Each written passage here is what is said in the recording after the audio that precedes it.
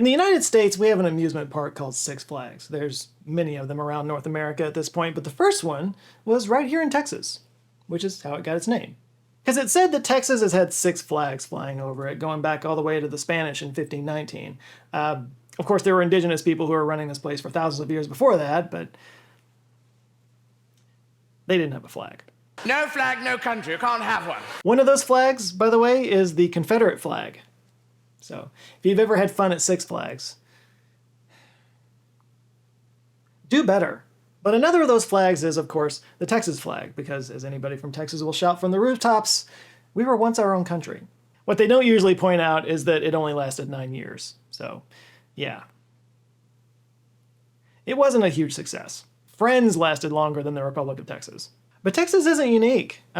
History is littered with countries that didn't even make it that long. Hell, there are countries that didn't make it as long as Ottoman.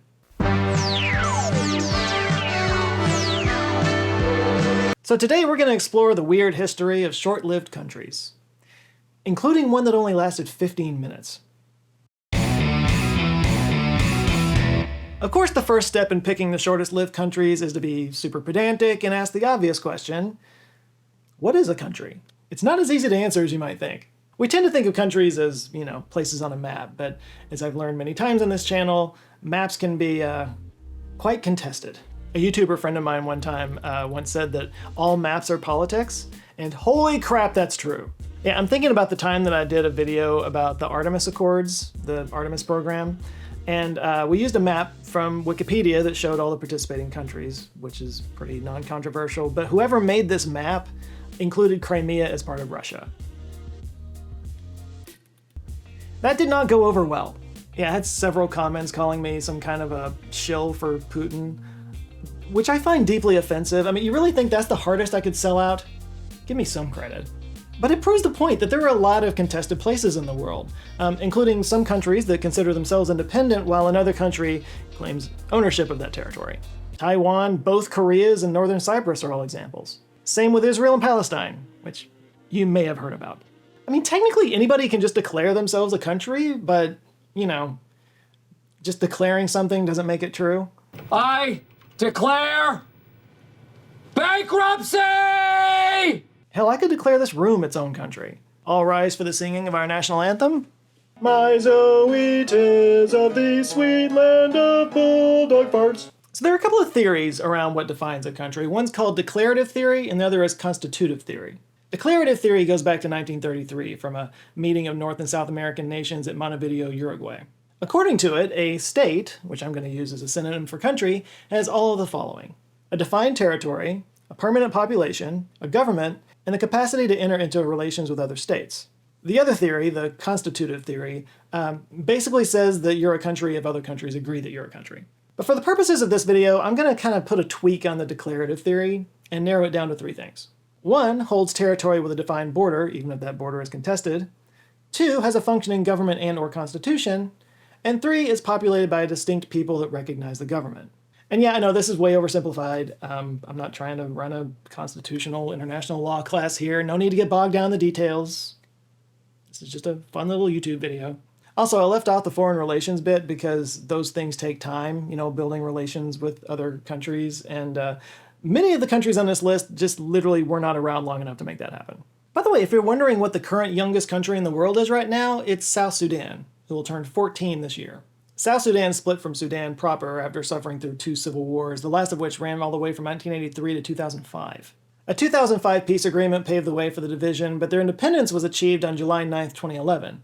South Sudan was accepted as a UN member 5 days later. Unfortunately, the ethnic conflict that led to the split has continued to happen. In fact, they almost immediately entered into a new civil war in 2013. By the time it ended in 2020, around 400,000 people had been killed and 4 million others displaced from their homes, according to the UN. And as of last year, around half of South Sudan's 12.4 million people are facing a hunger crisis, so there's still a ways to go. And that's not uncommon. Everybody wants a revolution, but nobody wants the civil war that almost always follows a revolution. All of which is to say that while, yes, this is just a fun little video about short-lived countries, the turmoil that created those countries is very real, and it affects thousands of people. Anyway, just something to keep in mind. On that note, let's jump into our first story, the Republic of Esso. The Tokugawa shogunate ruled Japan from 1603 to 1869. A shogun is essentially a military dictator, so not exactly a guy that would go quietly when he's overthrown. In 1854, the U.S. Navy forced Japan to open their ports, which had been closed to foreigners. That, combined with the pressure for the country to modernize, led to political turmoil that resulted in the last shogun stepping down. His name was Tokugawa Yoshinobu, and he was succeeded by a new emperor from a new family named Meiji. Meiji was 15 years old. With a kid on the throne, the Tokugawa family remained influential, and naturally they had enemies. Some of those enemies were not content with him just resigning. They wanted Yoshinobu to be stripped of his lands. They started burning down his castles. He retaliated. It became a giant mess. Today it's called the Boshin War. And this was a really interesting time in Japan's history because they had samurai dressed in traditional samurai armor and fighting with swords, but also fighting with like rifles and artillery, while at the same time other armies were wearing Western-style military uniforms and gear. Some even wore long wigs of different colors that showed where they came from. Seriously, it was a wild time. Eventually Yoshinobu surrendered, but his allies kept up the fight, led by a Navy admiral named Enomoto Takayaki. At the beginning of 1869, Takayaki took control of Japan's second largest island, Hokkaido, which at the time was called Ezo. And there they declared their independence and established their own country, calling it the Republic of Ezo, with Takayaki as president. They actually chose to follow the models of France and America, so it was democratic, it was a republic. Was it Ben Franklin who said, a republic if you can keep it? They did not keep it. The Republic of Ezo was established in January of 1869, and it dissolved in June of that same year. That was when the Imperial Navy and 7,000 ground troops reconquered Ezo Island. This solidified the power of the Empire of Japan, which would rule until the end of World War II in 1945, after which Japan would become a democracy, so you could argue that the Republic of Ezo was just ahead of the curve. Interestingly, the survivors of the revolution did alright after it was crushed. Yoshinobu Tokugawa went into a long, peaceful retirement. Enomoto Takayaki did do time in prison, but then he was forgiven, went back to the Navy, even serving as a Navy minister for a time. This next country was also started by a civil war, this time in Brazil. It was called the Juliana Republic. The Brazilian Civil War took place from 1835 to 1845, and it was fought between the Imperial Brazilian Army and a rebel group that called themselves the Farrapos. Farrapos is the Portuguese word for the leather fringes that they wore on their clothes, but it can also be translated into English as ragamuffins, so this conflict is sometimes called the Ragamuffin War. The basis of this conflict was almost entirely economical. The Farrapos were mostly ranch owners who wanted control of southern Brazil's meat market. The Brazilian government, on the other hand, wanted to allow foreign competition. For this and other reasons, the Farrapos fought to replace the empire with a representational form of government. Now, I should mention that slavery was also an issue in the war. The Farrapos promised freedom to the African slaves in their part of Brazil. But before you start cheering for these guys, well, wait for it. On July 22, 1839, the Ragamuffin rebels captured the city of Laguna in the modern state of Santa Catarina, and they declared independence on July 29th, forming the Juliana Republic. There are different explanations for why they named it this. The obvious one is that, their revolution took place in July, so they named it Juliana for that reason. Kind of makes you suspect they weren't thinking long term. I mean, the guy they elected as president wasn't even able to take office because of an imperial blockade. It was pretty much doomed from the start. After less than 4 months, Laguna was retaken by the Imperial Army, and that was basically the end of the Juliana Republic. But that was not the end of the Ragamuffin War. That came 5.5 years later in March 1845. And the ending was not pretty. At that point, the Ragamuffin army was down to just a handful of people, and they kind of staked their last claim. They camped out on a hill called Cerro dos Porongos, and the Imperial Army was closing in on them. And the thing about the Farrapos, they were abolitionists. They wanted to end slavery, but they still had segregated camps. There was a black camp, and there was everybody else camp. So, and this is the part that I was alluding to earlier, as the Imperial Army was poised to attack, supposedly the leader of the Farrapos sent a letter to the other side saying, hey, look, if you're going to attack, maybe just attack those guys. And then he moved his camp further away to avoid the conflict. Because of that, 95 of the 150 black soldiers were killed in what's now called the Porongo Massacre. Now, there is debate, I need to bring this up, there is a debate over whether or not that letter was genuine. Some think that it actually did come from the Farrapos commander in an attempt to spare the people of Brazilian blood, meaning whites and Indians. But there are some who think that the letter was forged by the Brazilian side to foment division amongst the rebels. Regardless, after the war, some black soldiers were re-enslaved, others escaped. Some Farrapos objected and continued the fight to end slavery, but it wasn't enough to bring about change. It took until 1888 for Brazil to become the last country in the Americas to outlaw slavery. This was 49 years after the Juliana Republic came and went, lasting only 4 months. All right, so far we have heard about governments that lasted only 4 and 5 months respectively. This next one breaks the pattern by lasting just under 2 months. We're still in the Americas for this one, but now way up north. In 1885, Indigenous leader and mustache icon Louis Riel declared part of Canada's Northwest Territories independent. The disputed region, which was ruled by a governing council, became known as the Gouvernement Provisoire de la Saskatchewan. In English, that's the Provisional Government of Saskatchewan. Louis Riel was quite a character. At age 25, he actually spoke out publicly against a plan to conduct a land survey that was going to lock in Canada's control of what is now Manitoba, Saskatchewan, and Alberta. He followed this up with physical resistance. When the Red River Métis people organized to oppose this survey, Riel was named the secretary of their national committee. Shall I point out again, this guy was only 25. He soon became leader of a provisional government, not the one we're talking about though. I bring this up because this will come into play later on. While Riel was in charge of it, an enemy of the provisional government was put on trial and executed. Eventually, the Canadian government made peace with the Métis, and Riel remained a controversial figure. He was actually elected to Canadian Parliament twice, but never actually served because he would be tried for murder of the executed man should he actually attend Congress. Eventually, he moved to New York and started a family, and at the age of 40, he was called back to Saskatchewan by his former allies. They had started a rebellion and wanted Riel to be a part of it, so he declared this new provisional government to be an actual thing. Of course, the Canadian Army eventually showed up, and Riel's forces fought a brief guerrilla war. Ultimately, they were swept aside by a vastly superior force. Riel himself was brought to trial for treason, and he actually rejected a plea of insanity and was found guilty. At the age of 41, Louis Riel was hanged. And the Provisional Government of Saskatchewan that he founded lasted a total of 53 days, from March 19th to May 20th, 1885. All right, so I can't talk about civil wars and short-lived countries without mentioning the secession of the southern U.S. states.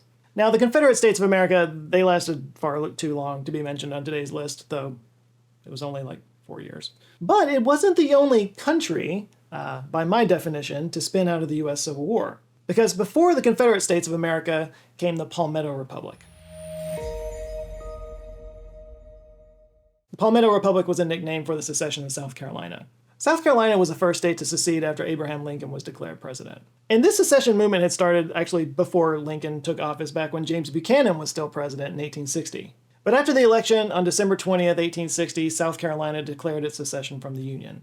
They adopted a new flag and a coat of arms. Both of these show the palmetto tree, which explains the name, the Palmetto Republic. Less than a week after the secession, the U.S. Army commander in South Carolina retreated to Fort Sumter, an island off the coast. Militia aimed guns at them, and in January 1861, they forced a U.S. supply ship to retreat. By shooting at it, in case you were wondering. The Battle of Fort Sumter is often considered the first battle of the Civil War, although technically it was not against the Confederate States of America, it was against the Palmetto Republic. South Carolina knew it couldn't take on the whole country alone, so it asked for other slave-owning states to help. 6 states agreed and joined South Carolina to form the Confederacy on February 8th, 1861. A total of 11 states were eventually involved in the Confederacy, but relevant to this list, South Carolina stood alone from December 20th, 1860 to February 8th, 1861. That is a total of 50 days. All right, so I'm going to admit right up front that this last entry on the list of short-lived countries is, it's a bit of a cheat. But it's a fun cheat. You know, like I said from the beginning, which countries count depend on definitions.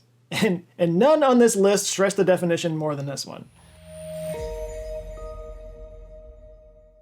The Russian Democratic Federative Republic was a country with a huge territory, millions of citizens, and all the powers of an independent nation. And it lasted less than a day. Kind of. Here's the story. On March 2nd, 1817, Tsar Nicholas II of Russia abdicated his throne, and a provisional government was immediately set up that ruled the country for 8 months. 6 months into its rule, the provisional government moved to create a Russian Republic, aka the Russian Democratic Federative Republic. So you could kind of say that the short-lived country existed from that point on, but the thing is, it didn't really take over ruling at that point. As anyone who paid really close attention to Dr. Zhivago can tell you, the Bolshevik leaders cooperated with other political entities in Russia for a little while and maintained their power. That ended in October 1917 when they pushed out the other guys and took over. So in November 1917, the Bolsheviks dissolved the provisional government, but they did still allow the elections that had already been planned to take place. So on January 18th, 1918, the elected officials said, "Hey guys, we're a new country. And they called that country the Russian Republic, just like the Provisional government did back in September. But later that same day, the Bolsheviks decided, nah. They didn't like where things were headed, so they dissolved the elected assembly. So you could argue that the Russian Democratic Federative Republic existed from September 1917 until January the next year, or that it only existed on January 18th. Take your pick. Either way, the birth and more so death of this short-lived country impacted the lives of millions of people for generations to come. So while some of these countries are very short-lived, they had a huge impact. And it makes me think about how, like, sometimes when I read history, I shake my head at how quickly conflicts can turn into crises. And then I remember I'm living in history right now. Like, the divisions that rock our world today aren't really that different from the ones that broke apart countries in the past. I mean, like I said in the intro, Texans are quite proud of the fact that we used to be our own country. So proud, in fact, that there's a not insignificant number of people who want to do it again. They call it Texit, an obvious nod to Brexit in the UK. And it isn't just talk. As recently as 2023, there were actual bills being discussed in Austin to break Texas away from the US. Some people are very serious about this. Although I do like to point out to people that if Texas did split from the United States and took their 34 electoral votes with them, we probably wouldn't see another Republican president for a very long time. Just saying. But so what? Texas be crazy, you may be saying. Well, we're not alone. There are secessionist movements all over the place in North America, from neo-Confederates who want the South to rise again, to a California independence movement. Vermont has a strong independence movement. Alaska, Florida has an independence party. And then there's the Contrapublic people in the Florida Keys. There's also a movement to split off a country called Cascadia, made up of Washington, Oregon, part of Northern California, and southern British Columbia. Speaking of Canada, Alberta has a strong independence movement. Saskatchewan, again, has winked toward independence, and don't get me started on Quebec. The Zapatistas in Mexico have a de facto autonomous zone that they want to split off as their own country. And of course, there are multiple indigenous groups that are arguing for independence in all three countries. And that's just in North America. This is going on all around the world. Basically, any place people are disagreeing, there's a movement to make them their own country. It's just kind of a thing people do. Luckily, most of those don't descend into outright violence and civil war, but obviously it does happen. Far too often, really. So, maybe if you're looking for a job with future prospects, maybe consider map making. Because they are going to keep changing. Because nothing lasts forever. Not countries, not companies. There are always a million variables in flux that can affect the outcome in small and dramatic ways. The only way to stay ahead of it, if it's possible at all, is to dig into the data on those things. And of course, today we are just awash in data. It can be overwhelming. But Brilliant can help. Brilliant has a suite of data analysis courses that'll help you make sense of a chaotic world. And the courses feature real-life data from companies like Starbucks and Airbnb, so you're not playing with hypotheticals here. These are the real thing. You can learn how to visualize data in a way that makes it easier to understand with their Exploring Data Visually class, and get a handle on probabilities, algorithms, regression models, and more. If you don't know what some of those things are, don't worry about it. That's what the learning is for. And the learning is the coolest part of Brilliant, because they teach you by problem solving, with interactive animations and quizzes that feel more like playing a game. The problem-solving component helps you to learn it in a way that makes sense to you, which makes it stick way more than rote memorization. I've said it a million times, if there is a subject that you always struggle with in school, give it a try on Brilliant. I think you'll be shocked how much of it you actually learn this time around. Don't believe me? Well, unbeliever, you can try for yourself. If you go to brilliant.org/answerswithjoe, you can get started for free. Didn't expect that, did you? Excuse is gone. And when, I'm using the word when here, you do see what a difference it makes, you'll get 20% off your annual premium subscription. Then you can tackle all their other courses in math, physics, logic, engineering, and AI. That feels like a pretty important thing to get a handle on these days. Anyway, Brilliant's awesome. To get started, you can click the link down below or just scan the QR code that's staring at you from the screen right now. Just go do it. Your brain will thank you. And that's it. Is there anything I missed? Are there other very short-lived countries that you guys know about that you think are more interesting? Please do talk about it in the comments. I think there's an interesting discussion to have here. As always, please do like and share this video if you liked it. And if this is your first time here, hi! Good to meet you. I'm Joe. I do like informational videos with a hint of comedy. Sometimes more comedy. I should be doing more comedy. But if you are new, maybe check out some of my other videos. See if you like those as well. And if you do, I invite you to subscribe. I come back with videos as often as I can. It's every other Monday or so right now. Anyway, I hope you're all having a great start of your summer, and I'll be back with more later. All right? You guys have a great rest of the week. Stay safe, and I'll see you next time. Love you guys. Take care.